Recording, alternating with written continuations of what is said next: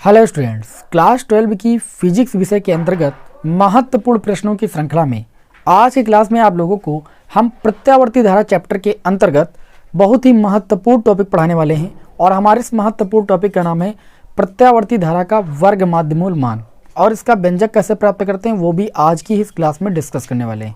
Class बहुत ज़्यादा बड़ी नहीं है, बस 8 से 10 मिनट की क्लास है। और इस क्लास को देखने के बाद मैं आप सभी से वादा करता हूं कि आपका जो ये टॉपिक है एकदम सरल हो जाएगा और आप इसे ज़िंदगी भर नहीं भूलोगे, क्योंकि जिस तरीके से आज मैं आपको इस टॉपिक को पढ़ाने जा रहा हूं वो तरीका ही बहुत अच्छा है। इस तरीके से आप इसे कभी नहीं भूलोगे।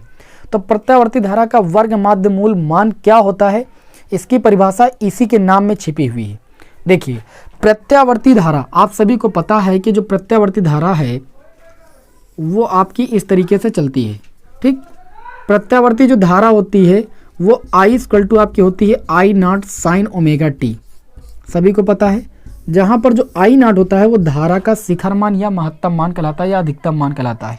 धारा का शिखर मान कहाँ पर होता है, यहाँ पर होता है अधिकतम, ठीक है ना, I0। यहाँ पर मैक्सिमम होता है, 2 बार मैक्सिमम होता है, 2 बार मिनिमम होता है।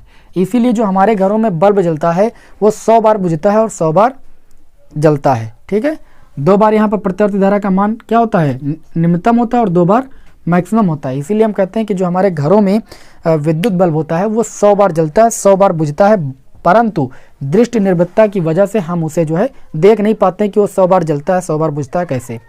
ठीक है ना, क्योंकि उसे देखने के लिए हमारी आंखें सुग्राही नहीं होती। तो इतना तो आप सभी लोग जानते हो। अब प्रत्यावर्ती धारा का जो वर्ग माध्यमूल मान होता है वो क्या होता है।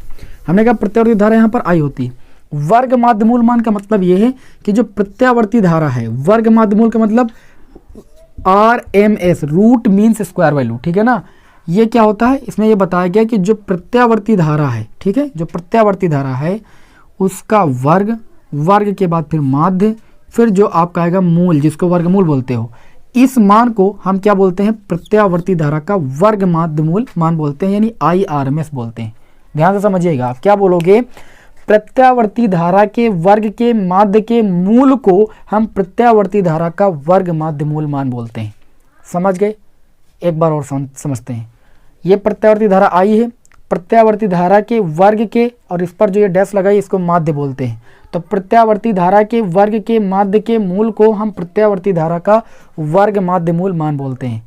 ठीक, यही मैंने परिभाषा भी लिखी है कि प्रत्यावर्ती धारा के वर्ग के माध्य के मूल को वर्ग माध्यमूल मान कहते हैं, और वर्ग माध्यमूल मान को हम IRMS से प्रदर्शित करते हैं। IRMS बराबर ये होता है। ठीक है ना, तो समझ गए कि प्रत्यावर्ती धारा का वर्ग माध्यमूल मान होता क्या है। अब इसके लिए हम क्या करेंगे, व्यंजक प्राप्त करेंगे।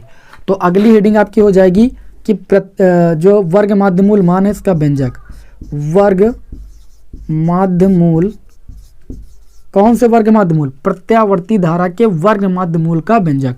तो हम शॉर्टकट में लिख रहे हैं वर्ग माध्यमूल मान का, मान के लिए व्यंजक।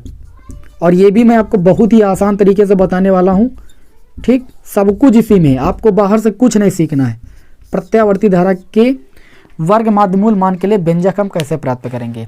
ठीक है, छोटी सी क्लास में आप लोगों को हम बेहतर से बेहतर सिखाने का प्रयास करते हैं। तो आप सभी से रिक्वेस्ट है कि भाई चैनल पर नए हैं तो सब्सक्राइब कर लें, दोस्तों को इसे अधिक से अधिक शेयर भी कर दिया करें, और चैनल पर नए हैं तो सब्सक्राइब करते वक्त वीडियो को लाइक जरूर कर दिया करें। ठीक है ना, चलिए भाई शुरू करते हैं। वर्ग माध्यमूल मान के लिए व्यंजक, वर्ग माध्यमूल मतलब IRMS के लिए हमको व्यंजक प्राप्त करना है। तो यहाँ पर हम क्या करेंगे, देखिए भाई, लिखेंगे IRMS बराबर क्या होता है आपका, √ I का स्क्वायर का माध्य। ठीक है, अभी मैंने आपको बताया, क्या बताया कि जो I का मान होता है वो I0 sin ओमेगा t होता है। तो लिखोगे, चूंकि जो I का मान होता है वो कितना होता है, I0 sin ओमेगा t होता है कि नहीं होता है। तो ये हो गया IRMS बराबर √ यहाँ पर देखिए I स्क्वायर लिखा है, तो I का मान कितना होता है भाई, I0 sin ओमेगा t मैंने लिख दिया। ठीक है ना, इस पर स्क्वायर लगा था, स्क्वायर लगा दिया, फिर बार लगा था तो मैंने बार लगा दिया। देखिए बार लगा था कि नहीं लगा था, तो मैंने बार लगा दिया। अब ये हो जाएगा IRMS का मान, रूट मीन्स स्क्वायर की वैल्यू कितनी आ जाएगी, देखिए ये स्क्वायर जो है I0 पर भी आ जाएगा, तो हो जाएगा I0 का स्क्वायर। ठीक, फिर हो जाएगा साइन स्क्वायर ओमेगा t। ठीक है ना, बार पूरे पर लगा तो पूरे पर मैंने बार लगा दिया। आगे देखिएगा, स्टेप बाय स्टेप समझिए, सवाल जो है बहुत आसान हो जाएगा कैलकुलेशन इसका।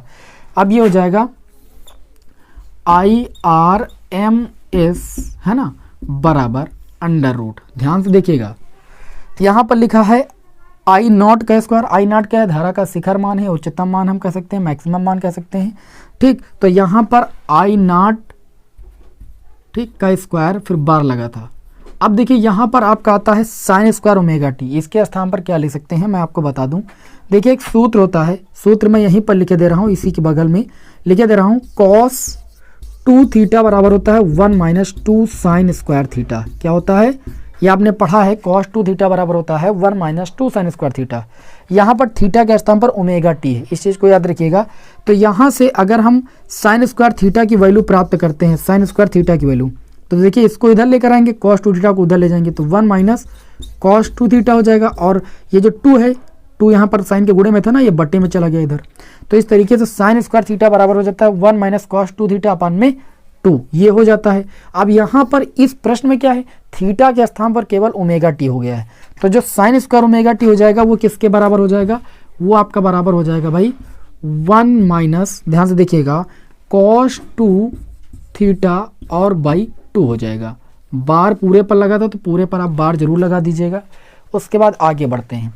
अब देखिए हो जाएगा IRMS है ना, IRMS बराबर यहाँ पर कितना हो जाएगा? आई नॉट का स्क्वायर, और यहाँ पर देखें तो ये आपका ब्रैकेट के अंदर हो जाएगा 1/2, ध्यान से देखिएगा, और माइनस का, और थीटा के स्थान पर आप ओमेगा टी जरूर लिख दीजिएगा, है ना। ओमेगा टी है थीटा के स्थान पर यहाँ पर प्रश्न में। ठीक, यहाँ पर थीटा था सूत्र में, लेकिन यहाँ प्रश्न में जो आपका है वो ओमेगा टी थीटा के स्थान पर। तो ये आपका हो जाएगा, देखिए 2 1 के बट्टे में भी जाएगा, और 2 जो जाएगा वो cos 2 ओमेगा टी के बट्टे में भी 2 जाएगा। फिर बार लगा है तो बार लगा देंगे। आप लिखोगे, आप सभी को पता भी है कि प्रत्यावर्ती धारा की एक पूर्ण साइकिल के लिए जो मान होता है cos 2 ओमेगा टी का वो 0 होता है। तो यहाँ पर लिखेंगे पूर्ण साइकिल के लिए, किसके लिए भाई? पूर्ण साइकिल के लिए, पूर्ण साइकिल के लिए जो cos 2 ओमेगा टी का मान होता है वो कितना होता है भाई? 0 होता है। cos ओमेगा टी का मान कितना होता है? 0 होता है। अब यहाँ पर कुछ नहीं करेंगे, cos 2 ओमेगा टी के स्थान पर 0 रख देंगे तो हमें मिल जाएगा IRMS बराबर अंडर रूट, ध्यान से देखिएगा, अंडर रूट आई नॉट का स्क्वायर है 1/2, बार लगा था बार लगा दीजिए भाई। cos 2 ओमेगा टी के स्थान पर 0 रखोगे, 0 जैसे रखोगे तो 0/2 का मतलब क्या है? 0 ही। ठीक, अब ये हो जाएगा IRMS बराबर, देखिए यहाँ पर देखें तो ये जो रूट लगा हुआ है वो आई नॉट पर, आई नॉट स्क्वायर पर भी रूट लगा हुआ है, तो स्क्वायर से रूट आपका हमेशा कैंसिल हो जाता है। तो आई नॉट से जब स्क्वायर हटेगा तो अंडर रूट आपका कैंसिल हो जाएगा, केवल कितना बचेगा भाई? आई नॉट बचेगा। और यहाँ पर बट्टे में 2 है तो ये रूट बट्टे 2 पर भी तो लगा हुआ है, तो 2 पर रूट आपका वैसे का वैसे बना रहेगा।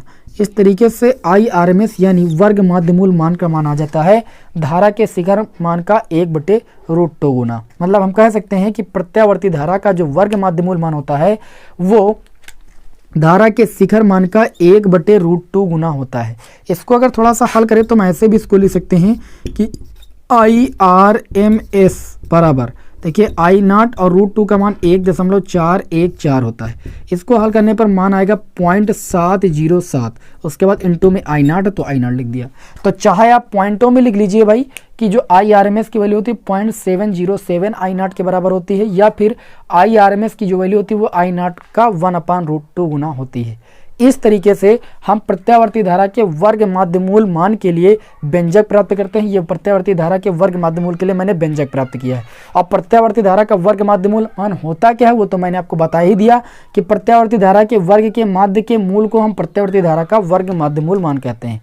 उम्मीद करता हूँ कि मैंने आप लोगों को सरल से सरल तरीके से समझाने की पूरी कोशिश की है और आप लोगों को मेरी बात अच्छी तरीके से समझ में भी आई होगी।